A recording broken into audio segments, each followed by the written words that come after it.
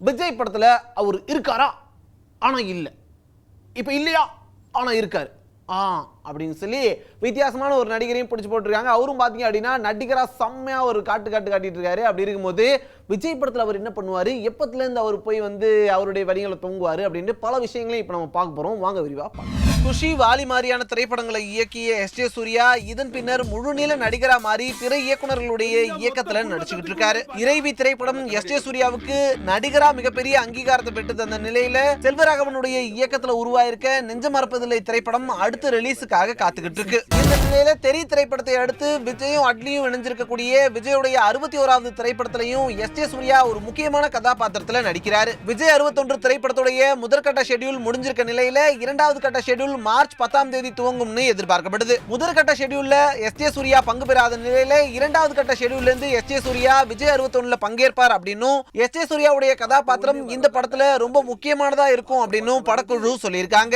ஏற்கனவே நண்பன் திரைப்படத்துல விஜயோட ஒரு சில காட்சிகள்ல எஸ்.ஜே. சூர்யா இணைஞ்சு நடிச்சிருந்தது குறிப்பிடத்தக்கது.